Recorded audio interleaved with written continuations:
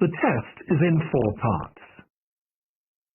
At the end of the test, you will be given 10 minutes to transfer your answers to the answer sheet. Now turn to Part 1.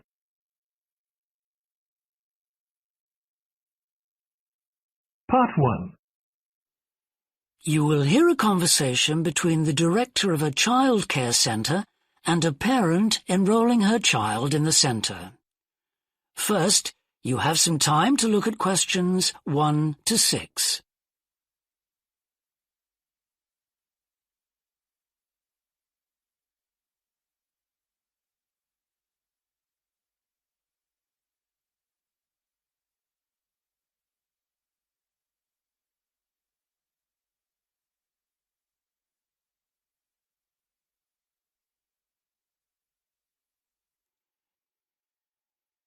Listen carefully and answer questions 1 to 6. Good morning. Welcome to the Early Learning Childcare Centre. How may I help you? Hi, I spoke to you last week about enrolling my daughter for next year. Oh, yes. I'll just get some details from you. So, you're her mother? That's right. And can I have your name? It's Carol Smith. And your daughter's name? It's Kate. Now, we have several groups at the centre and we cater for children from 3 to 5 years old. How old is your daughter? She's 3 now, but she turns 4 next month. I'll put 4 down because that's how old she'll be when she starts. Fine. She's so excited about her birthday and coming to the centre. Oh, that's good to hear. And what's your address? It's 46 Wombat Road. That's W-O-M-B-A-T. Woodside, 4032. And what's the phone number? Oh, it's 3345-9865. So, have you decided on the days you would like to bring your daughter here? I'd prefer Monday and Wednesday if possible. I'll check. Monday's fine, but I think the centre is already full for Wednesday. Yes. Sorry, it seems to be a very popular day. We can offer you a Thursday or a Friday as well. Oh dear. I suppose Thursday would be all right because she has swimming on Friday. OK, got that. Because a lot of parents work, we do offer flexible start and finish times. We're open from 7:30 in the morning until 6 o'clock at night. What time would you like your daughter to start? I need to get to work in the city by 9, so I'll drop her off 30. You're pretty close to the city here, so that should give me plenty of time to get there. That's fine. Now, we also need to decide which group she'll be in. We have 2 different groups, and they're divided up according to age. There's the green group, which is for 3 to 4-year-olds, and then there's the red group, which is for 4 to 5-year-olds. She's quite mature for her age, and she can already write her name and read a little. Well, I'll put her in the red group, and we can always change her to the green one if there are any problems. That sounds fine. OK, let's move on to meals. We can provide breakfast, lunch and dinner. As she's finishing pretty early, she won't need dinner. Will you give her breakfast before she comes? Yes, she'll only need lunch. Before you hear the rest of the conversation, you have some time to look at questions 7 to 10.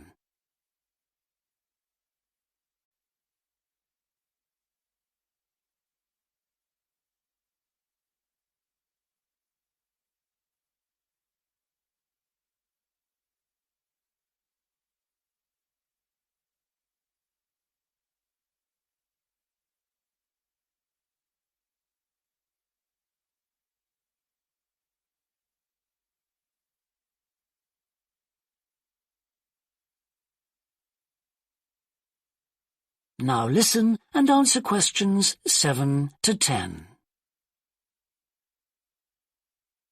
Now, does she have any medical conditions we need to know about? Does she have asthma or any hearing problems, for example? No, but she does need to wear glasses. Oh, I'll make a note of that.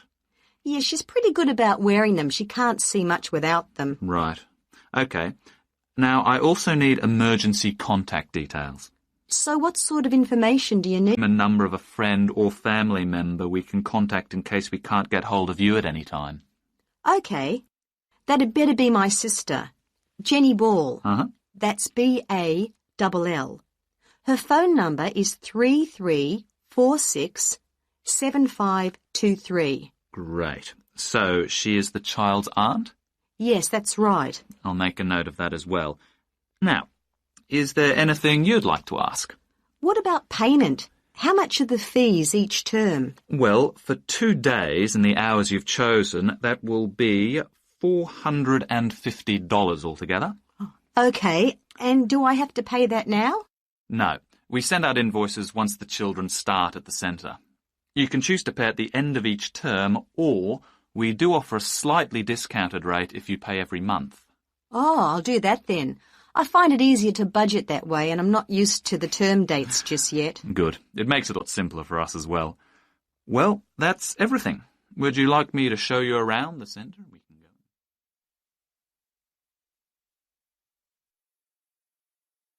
That is the end of part 1. You now have 1 minute to check your answers to part 1.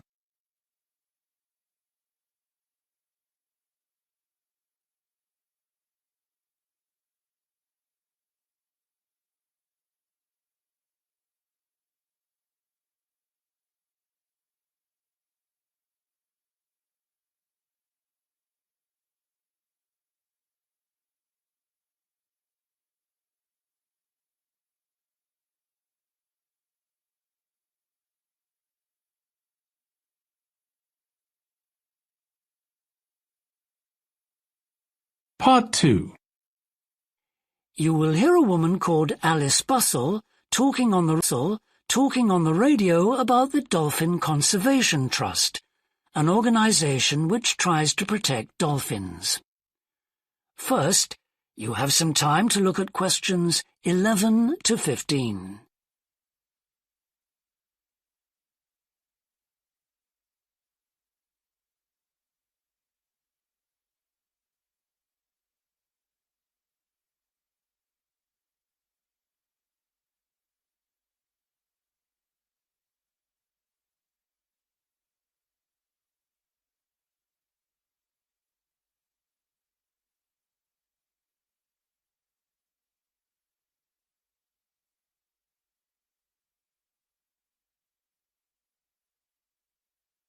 Now listen carefully and answer questions 11 to 15.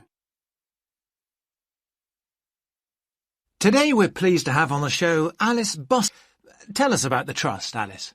Well, obviously its purpose is to protect dolphins in seas all around the world.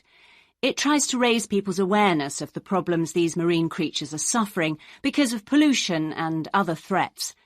It started 10 years ago, and it's one of the fastest-growing animal charities in the country, although it's still fairly small compared with the big players in animal protection. We're particularly proud of the work we do in education. Last year, we visited a huge number of schools in different parts of the country, going round to talk to children and young people aged from 5 to 18. In fact, about 35% of our members are children. Oh. The charity uses its money to support campaigns, for example, for changes in fishing policy and so forth. It hopes soon to be able to employ its first full-time biologist with dolphin expertise to monitor populations. Of course, many people give their services on a voluntary basis, and we now have volunteers working in observation, office work and other things. I should also tell you about the award we won from the Charity Commission last year for our work in education. Although it's not meant an enormous amount of money for us, it has made our activities even more widely publicised and understood.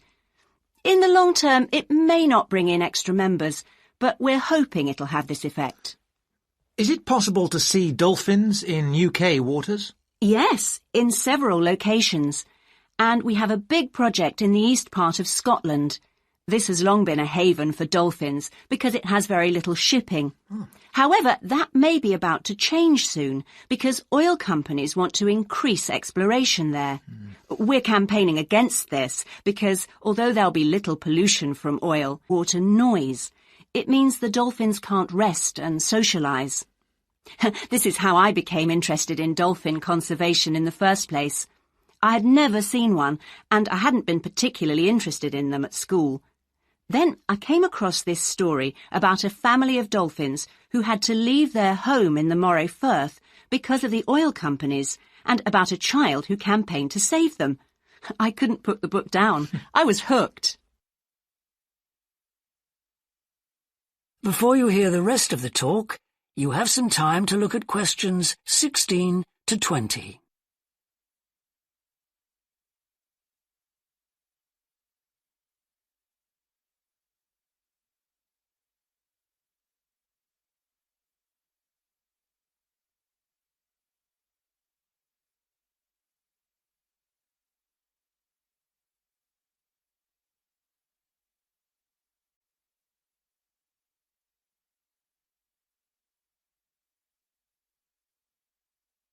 Now listen and answer questions 16 to 20.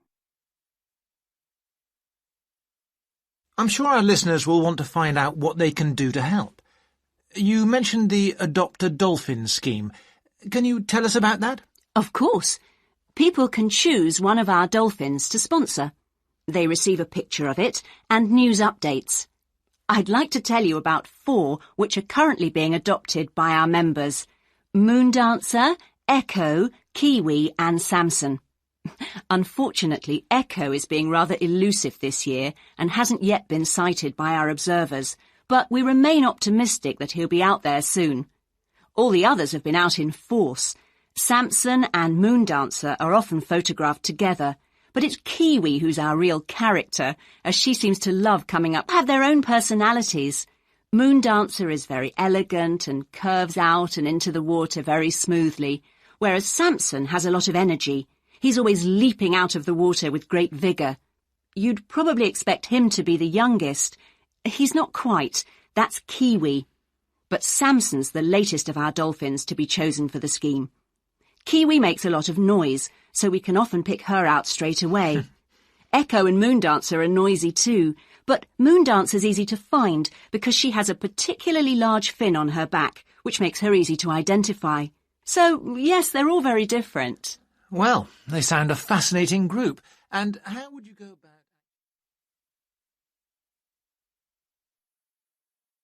That is the end of part 2. You now have 30 seconds to check your answers to part 2.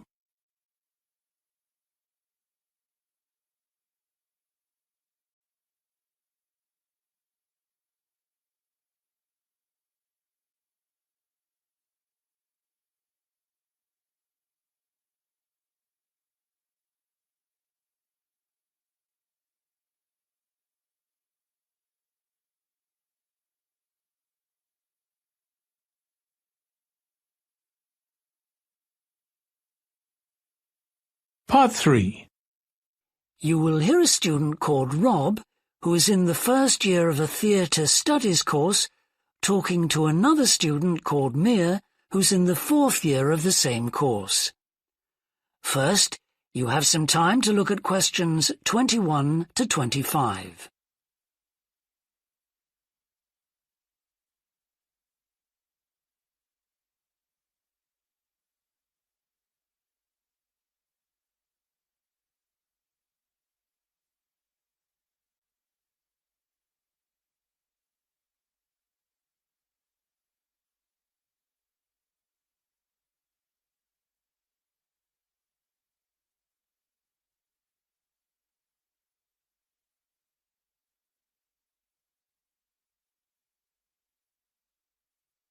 Now listen carefully and answer questions 21 to 25.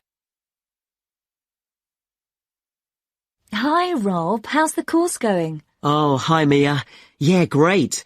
I can't believe the first term's nearly over. I saw your group's performance last night at the Student Theatre. It was good. Really? Yeah, but now we have to write a report on the whole thing, an in-depth analysis. I don't know where to start. Like, I have to write about the role I played, the doctor, how I developed the character. Well, what was your starting point? My grandfather was a doctor before he retired, and I just based it on him. Okay, but how? Did you talk to him about it? He must have all sorts of stories, but he never says much about his work, even now. He has a sort of authority, though.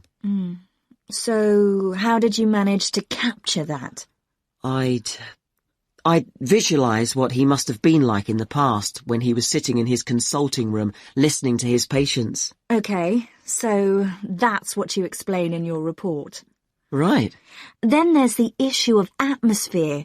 So in the first scene we needed to know how boring life was in the doctor's village in the 1950s. So when the curtain went up on the first scene in the waiting room, there was that long silence before anyone spoke. And then people kept saying the same thing over and over, like, cold, isn't it? Yes, and everyone wore grey and brown, and just sat in a row. Yes, all those details of the production. And I have to analyse how I functioned in the group, what I found out about myself. I know I was so frustrated at times when we couldn't agree. Yes. So did one person emerge as the leader? Sophia did. That was okay. She helped us work out exactly what to do for the production, and that made me feel better, I suppose. When you understood what needed doing? Yes. And Sophia did some research too. That was useful in developing our approach. Like what? Well, she found these articles from the 1950s about how relationships between children and their parents, or between the public and people like bank managers or the police, were shifting. Interesting. And did you have any practical problems to overcome? Well, in the final rehearsal, everything was going fine until the last scene. That's where the doctor's first patient appears on his own. The one in the wheelchair? Yes, and he had this really long speech with the stage all dark except for one spotlight. And then that stuck somehow, so it was shining on the wrong side of the stage. But anyway, we got that fixed, thank goodness. Yes, it was fine on the night. Before you hear the rest of the discussion, you have some time to look at questions 26 to 30.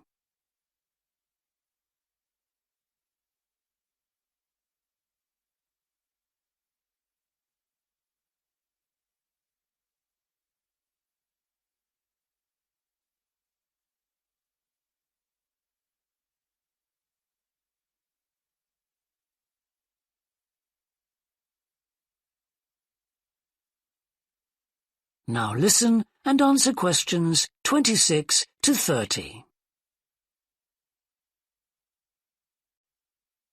But while you're here, Mia, I wanted to ask you about the year abroad option. Would you recommend doing that? Yes, definitely. It's a fantastic chance to study in another country for a year. I think I'd like to do it, but it looks very competitive. There's only a limited number of places. Yes. So, next year, when you're in the second year of the course, you need to work really hard in all your theatre studies modules. Only students with good marks get places. You have to prove that you know your subject really well. Right.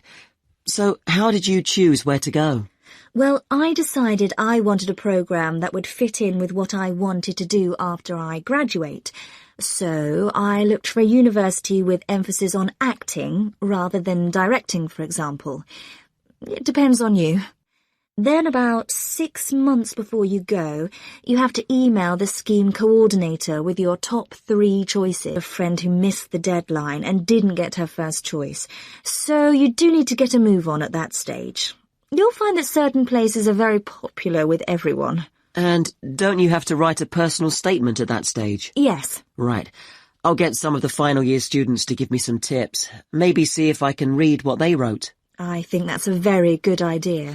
I don't mind showing you what I did. And while you're abroad, don't make the mistake I made. I got so involved I forgot all about making arrangements for when I came back here for the final year. Make sure you stay in touch so they know your choices for the optional modules. You don't want to miss out doing your preferred specialisms. Right. That is the end of Part 3. You now have 30 seconds to check your answers to Part 3.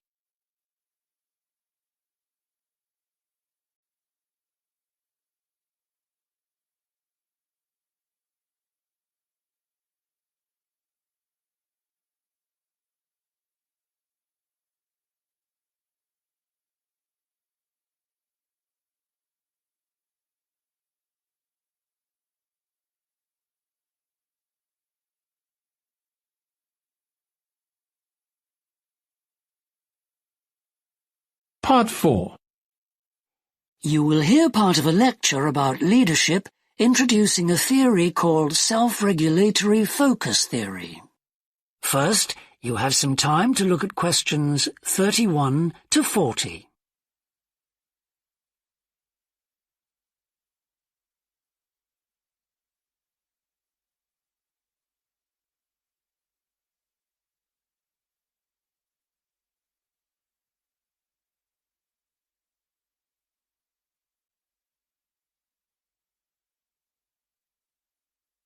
Now listen carefully and answer questions 31 to 40. Today, I want to talk about self-regulatory focus theory and how the actions of leaders can affect the way followers approach different situations. Self-regulatory focus theory is a theory developed by Torrey Higgins. He says that a person's focus at any given time is to either approach pleasure or avoid pain. These are two basic motivations that each and every one of us has, and they cause us to have different kinds of goals. Promotion goals in different life situations emphasize achievement. Prevention goals are oriented towards the avoidance of punishment. In a specific situation, our thoughts might focus more on promotion goals or more on prevention goals. The theory suggests that two factors affect which goals we are focusing on. First, there is a chronic factor. This factor is connected to a person's personality and says that each person has a basic tendency to either focus more on promotion goals or focus more on prevention goals as part of his or her personality. Second, there is a situational factor, which means that the context we are in can make us more likely to focus on one set of goals or the other. For example, we are more likely to goals when we are spending time with a friend. In contrast, if we are working on an important project for our boss, we are more likely to try to avoid making mistakes and therefore have more prevention goals in our mind. Research has shown that the goals we are focusing on at a given time affect the way we think. For example, when focusing on promotion goals, people consider their ideal self, their aspirations and gains. They don't think about what they can lose, so they think in a happier mode. They feel more inspired to change. When people are focusing on prevention goals, they think about their ought self. What are they supposed to be? What are people expecting from be? What are people expecting from them? They consider their obligations to others. As a result, they experience more anxiety and try to avoid situations where they could lose.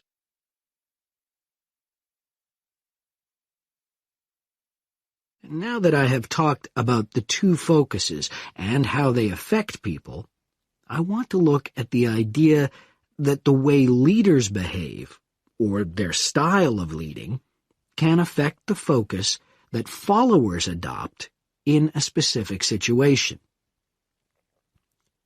In talking about leadership, we often mention transformational leaders and transactional leaders. Transformational leaders, when interacting with their followers, focus on their development. In their words and actions, transformational leaders highlight change. Their speech is passionate and conveys a definitive vision. All of these things can encourage followers to think about what could be. In other words, they inspire a promotion focus in their followers. In contrast, transactional leaders focus on developing clear structures that tell their followers exactly what is expected of them. While they do explain the rewards people will get for following orders, they emphasize more how a follower will be punished, or that a follower won't get rewarded if his or her behavior doesn't change. In short, they emphasize the consequences of making a mistake to focus on avoiding punishment and problems. This is clearly a prevention focus. In conclusion, it is important to understand that one focus is not necessarily better than the other one. For a designer who works in a field where a lot of innovation is needed, a promotion focus is probably better. In contrast, a prevention focus, which causes people to work more cautiously and produce higher quality work, might be very appropriate for a job like a surgeon, for example. The main point of the research, though, is that the actions of leaders can greatly influence whether people approach a situation with more of a promotion focus or more of a prevention focus. That is the end of part 4. You now have 1 minute to check your answer.